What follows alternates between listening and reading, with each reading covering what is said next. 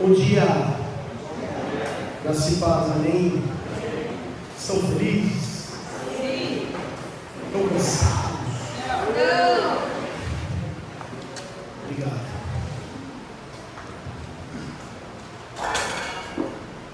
Estão com calor? Sim, sim.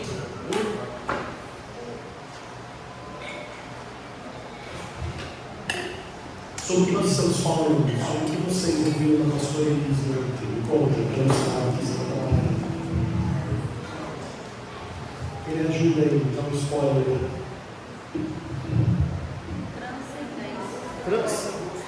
Transcendência, palavra difícil. O que é isso? Deus está acima de nós e acima também. Está acima de nós, está acima do tempo. Eu queria falar com vocês um pouquinho nessa manhã sobre identidade. E a gente tem três grandes demandas na nossa vida. Eu e você temos três grandes demandas. A primeira delas é, talvez você, alguns muito bem resolvidos, nunca tiveram essas demandas, ou não estejam passando por essas demandas, ou já não tem mais idade para passar por essas demandas. Mas a primeira delas é sobre ser aquilo que os outros querem que a gente seja. Então a gente pode passar boa parte da nossa vida tentando ser o que os outros querem que a gente seja. O problema é quando a gente vive assim, irmãos, é uma prisão. A gente quer corresponder a expectativas e a gente vive como se a gente estivesse vestindo uma armadura que não cabe, sabe? É algo que não pertence a nós. E essa armadura vem acompanhada de muitas expectativas das pessoas que esperam que você viva algo que elas desejam. E às vezes a gente pode correr o risco de passar a vida inteira assim, tentando ser o que os outros querem. E aí você convive com uma frustração no teu ser, você convive com uma frustração na tua identidade, você convive com uma crise de aceitação, você vive a vida inteira vestindo uma máscara que não é tua. Só que alguns, antes que isso aconteça, se revoltam, descobrem essa prisão e se revoltam e não querem mais ser como meu pai quer que eu seja, como meu pai deseja o caminho que eu siga, ou como as pessoas lá fora, a sociedade quer que eu seja, e dão um grito de liberdade. Só que quando dão esse grito de liberdade, eles vão para a segunda demanda, que é ser o que eu quero ser. Agora eu já não sou mais o que eles querem ser, agora eu vou ser o que eu quero ser. E aí, irmãos, nós trocamos um tirano por outro. Antes, expectativas dos outros, e agora as minhas expectativas. Porém, ambas as escolhas mostram atitudes acompanhadas de uma negação do que realmente nós precisamos ser, ou do que realmente nós somos. E eu quero te dizer que o princípio da queda é essa negação. Quando você nega a tua própria identidade, quando você nega realmente quem você é. Como a gente vive achando que a gente quer ser como aquele cara, quer ser como aquela pessoa. Isso vai trazendo para nós uma satisfação que a gente nunca vai chegar, porque toda vez a gente vai querer mais, querer mais, querer mais. Mas o desafio para nós não é ser o que alguém quer, meus pais querem, não é ser o que eu quero. O desafio vem uma terceira demanda, irmãos, que é ser o que Deus quer que eu seja. É ser o que Deus quer que você seja. E aí nós vamos para uma pergunta automática: o que Deus quer que eu seja? Interrogação. Talvez é a pergunta mais importante da vida, porque se nós entendemos que nós fomos criados para a glória desse Deus, se nós entendemos que nós somos criados por Deus para vivermos uma vida para Deus, a única possibilidade que faz com que a gente possa terminar a nossa vida dizendo, considerando que tivemos uma vida feliz, que tivemos uma vida de sucesso, de realizações, nós entendermos o que Deus, que nos criou, que nos formou, que nos trouxe até aqui, o que Ele quer de nós, o que Deus quer que eu seja. Para que a gente siga não o caminho que eu escolho, mas o caminho que Deus escolheu para mim. O caminho que Deus escolheu para você. Eu abro parênteses aqui, eu tenho certeza que Deus tem um caminho para ti. E o caminho dele é melhor do que o meu, do que o teu. É o melhor caminho que você pode seguir, é a melhor busca que você pode fazer. É entrar no caminho que Deus planejou para você. É fazer aquilo que Deus tem preparado para ti. Planos de bem, não de mal. Planos de prosperidade, planos de bênção para cada um de nós. Mas para que a gente responda a pergunta do que Deus quer que a gente seja, a gente precisa fazer uma outra pergunta, que é: quem sou eu? Eu lembro que a pastora Elise ontem começou a pregação falando para que a gente procurasse duas pessoas e que a gente se apresentasse. Eu sou uma pessoa, eu faço isso, sou assim, sou assado. Você já fez essa pergunta? Quem sou eu? Talvez você tenha facilidade de responder, talvez você tenha dificuldades de achar qualidades, de achar situações, de achar um currículo para você. Porque a verdadeira resposta para essa pergunta não é sobre o que você faz.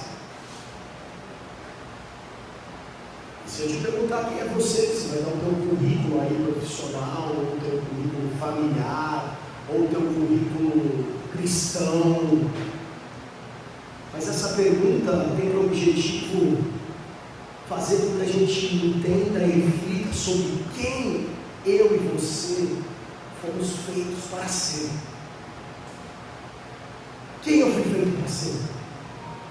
Quem o Paulo foi feito para ser? Quem a Suzy foi feito para ser?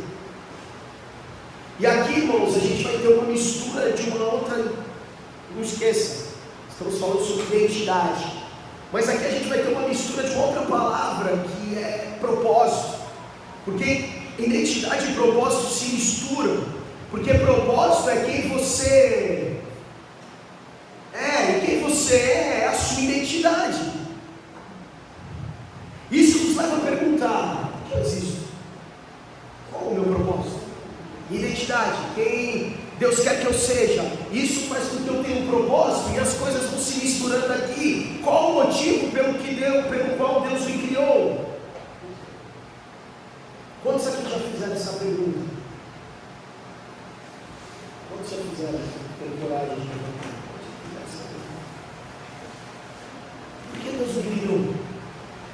Vou fazer 45 anos. E eu faço essa pergunta ainda, muitas vezes. Deus, por que eu estou aqui? Só que teve um cara, cabra bom, que teve o privilégio de fazer essa pergunta diretamente para Deus. Isso está lá em Êxodo, capítulo 3, versículo 11. Esse cara chamado Moisés, no versículo 11 de Êxodo 3, ele faz a seguinte pergunta: quem sou eu para apresentar-me ao faraó, tirado dos israelitas do Egito? Esse cara teve a possibilidade de fazer essa pergunta. Se você estivesse perante Deus, que pergunta você faria? Moisés, ele precisava ter uma resposta para isso. Ele fala: quem sou eu para ir lá fazer o que está me pedindo? Quem sou eu? E a resposta de Deus poderia ser várias. Deus poderia ter dito: Moisés, para encher a bola de Moisés, para gerar autoestima, confiança, para ir lá e falar: mano, vai lá, tu vai brilhar lá, garoto, vai. Você é a pessoa ideal, você foi educado na corte do Egito, você conhece o sofrimento do teu povo, há anos que tu vem protegendo o teu rebanho, você é capaz. Mas a resposta de Deus no versículo 12 é: eu estarei com você. Quem sou eu? Eu estarei com você. Essa resposta, irmãos, era para que Moisés soubesse que é Deus que faz a diferença. E é Deus que faz a diferença nas nossas vidas. Moisés não precisava de mais autoestima, ele não precisava ter a bola enchida, ele não precisava ter a moral elevada, ele precisava da consciência, da presença de Deus na vida dele. Mas isso é uma resposta, Leandro? Sim, na verdade é a melhor resposta, é a resposta que ele poderia ter, porque a identidade dele, a nossa identidade, está ligada diretamente à identidade de Deus. A ênfase não está no meu currículo, a ênfase não está nos meus talentos, a ênfase não está na minha competência, a ênfase não está se eu tenho uma eloquência ou não, a ênfase não está no meu passado, a ênfase está na presença de Deus na minha vida, a ênfase está na companhia de Deus comigo. Santo Agostinho tem uma frase onde ele diz que a nossa identidade só encontra estabilidade. Sabe o que é estabilidade? Segurança, firmeza. A nossa identidade só encontra firmeza quando ela está ancorada em Deus, não no nosso currículo, não no nosso histórico, não no que nós temos, não no que nós sabemos fazer, mas está firme como uma âncora em Deus. E quando nós analisamos o texto de Êxodo 3, irmãos, nós vamos identificar o que eu posso dizer para vocês, que é uma estrutura da identidade. E essa estrutura ela pode ser organizada em 3 pilares. A primeira delas o primeiro pilar é quem eu penso que sou. Quem eu penso que sou? Faça essa reflexão aí. Quem você pensa que é? Você vai pensar no teu passado, vai pensar nos teus erros, vai pensar na tua conta bancária, vai pensar nas suas limitações, vai fazer algumas comparações, vai achar alguns talentos. Sabe como Moisés se via, irmãos? Ele era um assassino, fugitivo, estava escondido porque tinha matado como ele. Era um pastor que estava totalmente esquecido. Mais para frente, Êxodo 4:10, você vê ele dizendo que ele não tem como ir porque ele tem dificuldade de falar. E alguns dizem que ele era gago, ele tinha dificuldade de falar. Era assim que esse homem se via. Essa estrutura de identidade então tem esse primeiro pilar para que a gente reflita quem nós pensamos que somos. E o segundo pilar é quem Deus é. Quem Deus é. E no versículo 14 de Êxodo 3, Deus fala: eu sou o que sou. Deus revela o nome dele antes de redefinir, antes de reestruturar a missão de Moisés. E a nossa identidade, irmãos, quem nós somos, só tem segura, só existe uma âncora para isso, porque ele está ligado em Deus. E o terceiro pilar dessa estrutura da identidade é: agora, quem eu sou com a convicção que Deus está comigo? Quem eu sou com a certeza da presença de Deus? Não sou o que fiz, não sou o que jogaram na minha cara, o que disseram de mim, não sou até o que eu temo ser os meus medos dos fracassos, não. Eu sou o que sou porque Deus está comigo, e a nossa identidade é uma herança da graça de Deus. Só que a gente tem um problema, irmãos, gigantesco. O pastor Elis falou isso domingo passado, e eu até peguei um pouco alguns trechos para a gente lembrar. A gente tem um problema de amnésia. Te esquece. Só que a memória é importante, irmãos, porque a memória é que sustenta a nossa identidade. E essa identidade está ligada não à minha condição humana, porque eu sou imperfeito, eu sou falho, eu sou pecador, mas a minha identidade está ligada à fidelidade de Deus.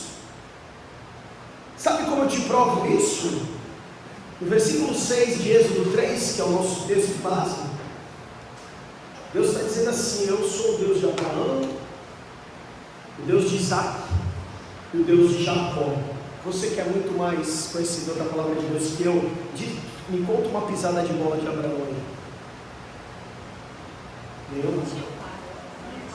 Mentiu. Se fez o que? Irmão da esposa. Quis antecipar a promessa com a Quis antecipar a promessa com a escrava. Olha que cara bom. Isaac. Tem alguma coisa, algum problema com Isaac aí? Oi? Passivo. Cadê o... Nós vamos sacrificar quem, pai? Não, espera, Deus proverá. 50 metros, 10 metros, sai correndo, mano. Foge, garoto, vai ser morto. Não tem nada. E Jacó? Mentiroso, enganador. Abraão falha, Isaac é passivo, Jacó foi enganador. Irmãos, e Deus fala que é Deus desses caras todos, como Ele é o nosso Deus. Isso reforça que a identidade está ligada com a fidelidade dEle por nós, não sobre a nossa perfeição, sobre as nossas limitações, mas é o quanto Ele é esse Deus que Ele diz eu sou. E é essa a nossa identidade. Nós somos filhos amados de Deus, povo de Deus, e isso não muda, irmãos. Vai chover, vai mudar de roupa, vai mudar o tema do retiro, vai mudar a qualidade da água da piscina, vai mudar as brincadeiras, mas Deus não muda.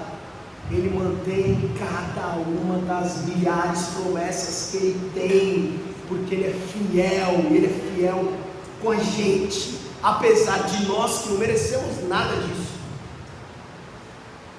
Mais para frente, lá em Êxodo 19, versículos 5 e 6, ele fala o seguinte: vocês serão o meu tesouro pessoal dentre todas as nações, embora toda a terra seja minha, vocês serão para mim um reino de sacerdotes e uma nação santa. 1 Pedro 2, 9 e 19, fala que a gente é geração eleita, sacerdócio real, nação santa, um povo que é de propriedade exclusiva de Deus. Nós somos dele, irmãos.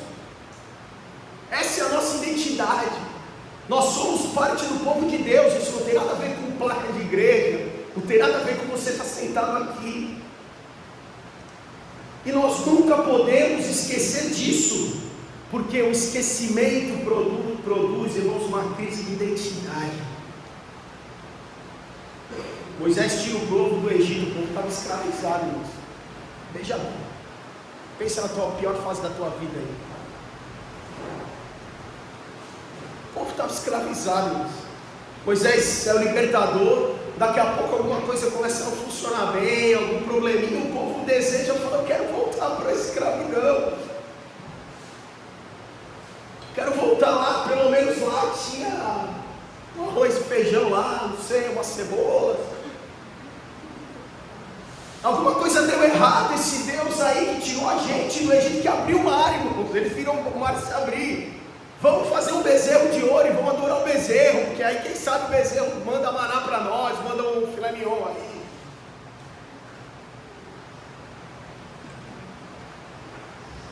Perdi a distinção entre o que era santo e o que era comum, o povo estava perdido. Isso não é diferente para nós hoje. A gente fala, esses caras são otários, que viagem, voltar para a escravidão. E a gente, irmãos? Quantas vezes a gente, primeiro calo que aperta, a gente volta para o pecado. Primeira vez que as coisas apertam, a gente faz ídolos no nosso coração. Colocamos a nossa confiança não mais no Deus, o eu sou. Mas coloca a nossa confiança em nós mesmos, no nosso braço, na nossa força. Aí tentamos relativizar a santidade, que eu posso, que eu não posso. Nós não podemos viver uma crise de esquecimento. Nós não podemos viver uma crise de identidade. Por isso que lá, Jesus, lá em Lucas 22, 19, ele fala, vocês precisam fazer esse ritual aqui de ceia, que a gente faz lá no primeiro domingo do mês, que a gente vai fazer terça-feira. Vocês precisam fazer esse ritual aqui em memória de mim. Porque a nossa identidade é definida pela memória da cruz.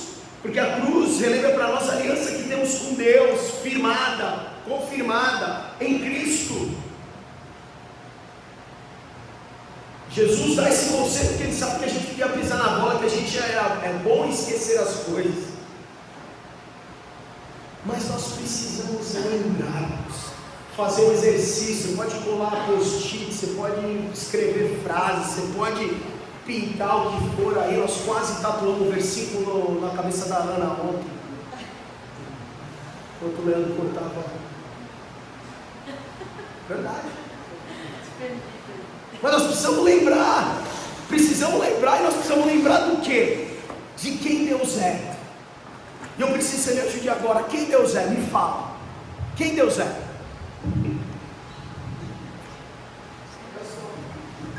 Eu sou. O que mais? O que Deus é? Santo. O que mais? Fala alto. Senhor. Soberano. Todo-poderoso. Quem Deus é? Pai. Conselheiro. O que mais? Fiel. Provedor. Justo. O que mais? Bondoso. O que mais? Enquanto nós falamos, Ele está sendo adorado e glorificado, irmãos. Quem Ele é tudo isso que nós falamos, porque a gente esquece disso, irmãos. Todo poderoso, não tem ninguém com mais poder que Ele, é onipresente, Ele está com você, não importa, no pior dia, no pior lama que você esteja, no pior choro, Ele está com você, Ele não te desampara, Ele te pega no colo, Ele vai caminhar, parece que Ele dá, não aguento mais, é o fim da linha, Ele está contigo, porque Ele está presente, Ele é onisciente, Ele sabe todas as coisas, Ele tem plano de bens para nós, irmãos. A gente só não desfruta disso porque a gente esquece da nossa identidade nele. Agora, o que a gente falou que Ele é, irmãos, e o que Ele fez? O que Ele fez por nós? Me diga aí, me ajude. Amor. Até a Primeiro, morte. morte de cruz. Se sacrificou. O que Ele fez por nós? Se perdoou. O que Ele fez por nós? Os resgatou. Você quer falar alguma coisa aqui? Você quer falar algo pessoal, testemunho? Faça isso para abençoar as nossas vidas. O que Ele fez por você? Ele te curou? Ele te salvou? Ele te livrou de alguma coisa? O que Ele fez por você? Restaurou o coração. O que mais? Livrou da morte, do pecado. Castigo que Ele nos traz, a paz estava sobre Ele. O que mais? O que Ele fez por nós, irmãos? Paz em meio do desespero. Esperança, nós esquecemos de quem Ele é. Nós esquecemos do que Ele já fez por nós. E que você ficou tímido, que você podia falar várias coisas aqui. E aí nós esquecemos, irmãos, de quem nós devemos ser. E Paulo, em 1 Coríntios 15:10, fala: pela graça de Deus eu sou o que sou. E é só pela graça. Não tem outro jeito. Para ser o que precisamos ser, nós temos que reforçar, relembrar, não esquecer. Temos a certeza que Ele está com a gente. Eu estarei contigo. Essa promessa, irmãos, está em toda a Bíblia. Você pode anotar aí, está lá em Josué 9, está lá em Isaías 41:10, está lá em Mateus 28:20, está lá em Hebreus 13:5. No Novo Testamento, isso se intensifica com Cristo, mas agora me deu vontade de ler os textos. Quem abre para mim Josué 1:5 aí, que eu não anotei aqui? Alguém abre em Isaías 41:10, alguém abre em Mateus 28:20, Hebreus 13:5. Me ajuda. Josué 1:5-9, Isaías 41:10. Quem abriu Isaías? Carol. Mateus 28:10. Quem abriu? Mateus 28:10. Quem vai abrir para me ajudar? Ninguém? Abriu lá. Hebreus 13:5. Quem vai abrir para me ajudar? Quem é o quê? Ana? Você está com Josué 9, hein? A Nicole em Josué 9, por favor. Não foi eu que lhe ordenei? Seja forte e corajoso. Não se apavore nem desanime, pois o Senhor, o seu Deus, estará com você por onde você andar. Isaías. Eu trouxe vocês do mundo inteiro, chamei-os dos cantos mais obscuros da terra, dizendo a cada um: você é meu servo e está ao meu lado. Eu escolhi você, não o abandonei. Não entre em pânico. Estou com você, você não precisa ter medo, porque sou o seu Deus. Vou dar forças a você e o ajudarei. Quem está com Mateus 28, 20 aí?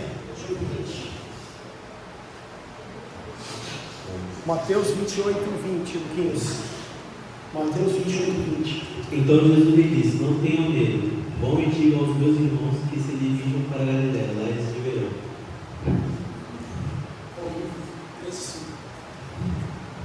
Conservem-se livres do amor ao dinheiro e contêm-nos o que vocês têm. Porque Deus mesmo disse: nunca o deixarei, nunca o abandonarei. Nunca o deixarei, nunca abandonarei. Temos promessa de Ele estar com a gente. No Novo Testamento escancara isso, irmão, porque em Mateus 23 Jesus é chamado de Emanuel. O que é Emanuel? Me diga. Deus conosco.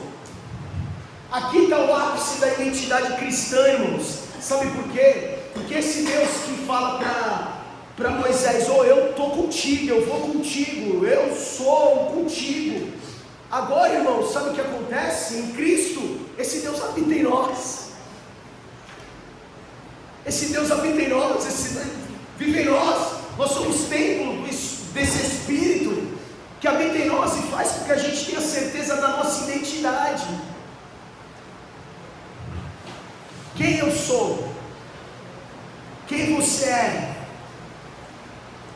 Será que a identidade que você criou para você mesmo durante todos esses anos é uma identidade que suporta expressões da vida? Pode suportar um teste, uma avaliação divina lá na frente? Será? Ou será que nós estamos ainda construindo a nossa identidade longe do eu sou?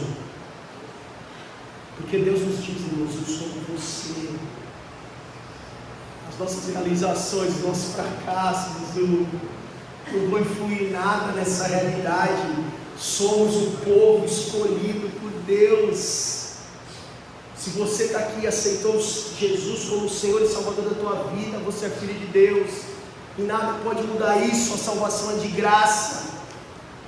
Isso significa que a gente pode prosseguir não com dúvida, mas com confiança, não naquilo de que somos capazes de fazer, mas em quem está com a gente. O Filho de Deus, Deus está com a gente. Irmãos, Moisés faz uma pergunta porque ele queria uma definição, lá em Êxodo 3:11. Moisés quer uma definição, Deus oferece presença. A nossa geração busca a identidade, a afirmação pessoal. A Bíblia oferece para nós identidade como comunhão com Deus. A pergunta não é apenas quem sou eu, mas a pergunta é: quem sou eu porque Deus está comigo? Quem sou eu porque esse Deus Todo-Poderoso está comigo? Quem sou eu porque o Deus onipresente, onipotente está comigo? Quem sou eu porque o eu sou está comigo?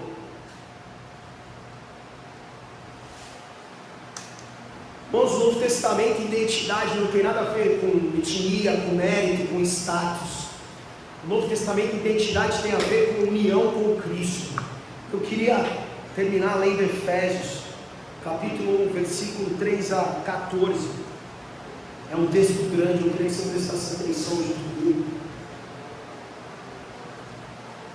Efésios, capítulo 1, 3 a 14. Que diz o seguinte, na versão NVI: bendito seja o Deus e Pai de nosso Senhor Jesus Cristo, que nos abençoou com todas as bênçãos espirituais nas regiões celestiais em Cristo, porque Deus nos escolheu nele antes da criação do mundo, para sermos santos e irrepreensíveis em sua presença. Em amor, nos predestinou para sermos adotados como filhos por meio de Jesus Cristo, conforme o bom propósito da sua vontade, para louvor da sua gloriosa graça, a qual nos deu gratuitamente no amado. Nele temos a redenção por meio de seu sangue, o perdão dos pecados, de acordo com as riquezas da graça de Deus, a qual ele derramou sobre nós com toda sabedoria e entendimento. e nos revelou o mistério da sua vontade, de acordo com o seu bom propósito, que Ele estabeleceu em Cristo, isto é, de fazer convergir em Cristo todas as coisas, celestiais ou terrenas, na dispensação da plenitude dos tempos. Nele fomos escolhidos, tendo sido predestinados, conforme o plano daquele que faz todas as coisas segundo o propósito da sua vontade, a fim de que nós, os que primeiro esperamos em Cristo, sejamos para louvor da sua glória. Nele, quando vocês ouviram e creram na palavra da verdade, o evangelho que os salvou, vocês foram selados com o Espírito Santo da promessa, que é a garantia da nossa herança, até a redenção daqueles que pertencem a Deus, para o louvor da sua glória. Nossa identidade, irmãos, é de sermos eleitos, somos adotados, somos redimidos, somos selados. E a resposta de Deus para Moisés, eu estarei contigo, talvez se transforma agora em Cristo está em vós, Cristo está em você. Não é só uma certeza de uma companhia que nós temos, é uma certeza de uma habitação. Agora a identidade não é apenas acompanhada, ela é habitada. Deus habita em nós, somos templos do Espírito de Deus.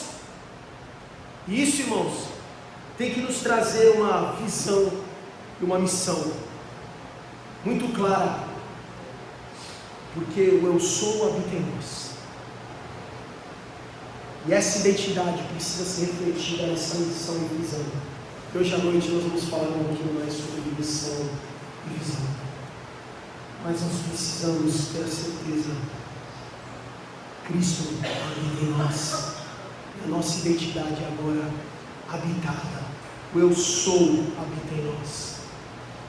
Nós precisamos viver com essa certeza, colocando toda a nossa esperança nele, com a certeza que a nossa identidade não é aquilo que achamos que precisamos ser, fazer, ou que as pessoas querem, mas precisamos ser quem Deus quer que sejamos. Quem sou eu? Sou aquilo que Deus quer que eu seja. Sou aquilo que o eu sou deseja, quer fazer da minha vida, porque fomos criados para a honra e glória desse Deus que habita em nós. E isso precisa ser refletido nas nossas vidas. Vamos orar? Vou te convidar para ficar em pé, para você se levantar um pouquinho.